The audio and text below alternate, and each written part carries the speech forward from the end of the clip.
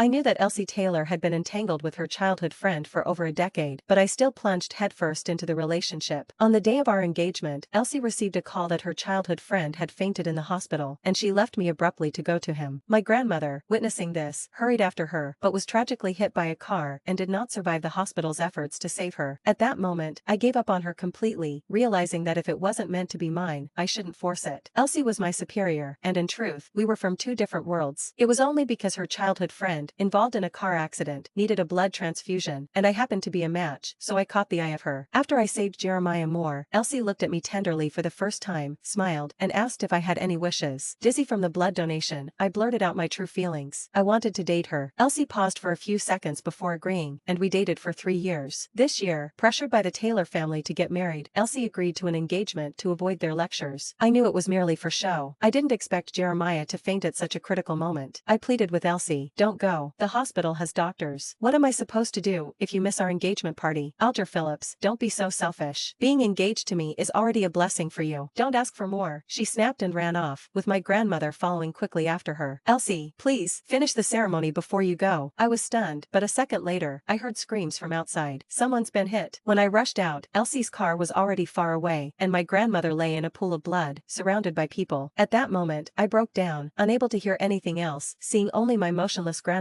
until the ambulance arrived, and I was pushed into it. We did our best, but the patient couldn't make it. The doctor's words echoed in my ears as I sat in the hallway, holding the death certificate, completely dazed. It wasn't until a harsh ringtone brought me back to reality. It was Elsie, demanding harshly, "Alger, where are you? Come to the hospital now. Jeremiah needs your blood." Infuriated, I refused outright. "To hell with him. Elsie, I'm done with you. Don't bother me again." There was a pause on the other end, then a cold voice responded, "Alger, you got a lot of nerve. It's just an engagement, and Jeremiah is dying. Then let him die. He's always sick, a waste of food alive. He should have died a long time ago." I hung up and went straight to the police station. My grandmother had been hit, and while the driver's family contacted me for forgiveness, I refused. The real culprits were Elsie and Jeremiah, this mad couple. I had been foolish to entangle myself with her, knowing her long-standing relationship with Jeremiah. Now, I was paying the price. "Grandma, I'm so sorry," I lamented as I stood in a daze, only to see Elsie approaching with her bodyguards. "Alger Phillips, stop him." I turned and ran, calling the police as I did. No matter how rich she was, Elsie couldn't override the law. I refused to donate blood. There were other rare blood types like mine in the world. I wanted to see if, without me, her childhood friend could really survive. But before I could leave the hospital, I was tackled to the ground. Her bodyguards caught up and pinned me down. "Where do you think you're going? Being able to donate blood to Mr. Moore is an honor, and you're ungrateful." Struggling in vain, I shouted, "I don't want to, and you can't for me to do that. Let go of me. Elsie, you're breaking the law." Elsie Taylor came from the back and came up to me on her heels. "Alger Phillips, what are you making a scene about? It's not the first time. What's the fuss?" She waved her hand and the bodyguard took me to the hospital room, where I was held down and unable to move as I watched the bright red blood being pumped out. Next door in the hospital bed, Jeremiah Moore looked at me pale. "I'm so sorry to trouble you again." I bit my lip tightly while twisting my head around. "This is the last time, and I'm not going to let you get away with it again. Elsie Taylor, we're done." Elsie Taylor was not pleased. "What are you making a scene about? Saving a man's life is better than building a 7-story pagoda." "I won't treat you badly if you save him," I snorted. "Treat you poorly? Elsie Taylor, what do you think you are? High and mighty? I told you, I'm done with you, and don't come back to me ever again." I took a deep breath and just felt my heart ache to the core. Grandma's aftermath was not yet taken care of. I really regret it and don't want to cross paths with her again in my life. By the time the transfusion was over, my head was dizzy, and I was just about to close my eyes when footsteps came from outside. "Who called the police?" I immediately raised my voice and said, "It's me." Elsie Taylor looked incredulous. "Alger Phillips, I can't believe you actually called the police." And I slowly got up and looked at the police. "They forced me to have a blood transfusion, and these doctors didn't have my consent to privately pretend to sign for me. I demand that they be held accountable." Grandma is gone and still lying in the morgue. All these people are accomplices, and I won't spare any of them. Elsie Taylor blushed hard at once. "It's just that rich people have all the means in the world, but she was out in an hour." It was just still a hard look on his face. "She was warned in there and signed an agreement and wrote me an apology." I hold it in my hand. "It's kind of my life preserver. If she dares to come again, I don't mind making her an internet sensation." Out of the police station, Elsie Taylor, her face blue, looked at me hard and said, "Alger Phillips, you've grown." I wasn't impressed. "Elsie Taylor, let me remind you, you just have a little money. This is just a lesson for next time." "No, there is no next time between me and you," Elsie Taylor bellowed. "Alger Phillips, don't you regret it? Are you kidding me? Can I regret it? Meeting Elsie Taylor is the biggest regret of my life. If I could turn back time, I would never have anything to do with her again." Back at the hospital, the medical staff who had forced me to have a blood transfusion were all dealt with, and the director apologized apologized to me, begging for forgiveness, but I didn't say anything. I just took away all the records of my transfusions in the past few years. Also, I read that Jeremiah Moore's blood type is indeed rare. It's just that his medical report was far healthier than I would have liked. I filmed it while they weren't looking, and then went and took care of my grandmother's affairs, and I buried her ashes in a suburban cemetery. I'll go back when it's all done. I have my own rental house in City A. I was packing up my clothes and moving in because I was engaged, and now that things are quiet, I'm trying to get back to my normal life. I had just finished taking care of everything, and I laid down when I saw dozens of texts on my phone, all from Elsie Taylor. Alger Phillips, are you for real? Come back at once and I'll forgive you. What are you pretending? You don't just want to see me bow down. I've apologized. What more do you want? It's just a few tubes of blood. What are you counting?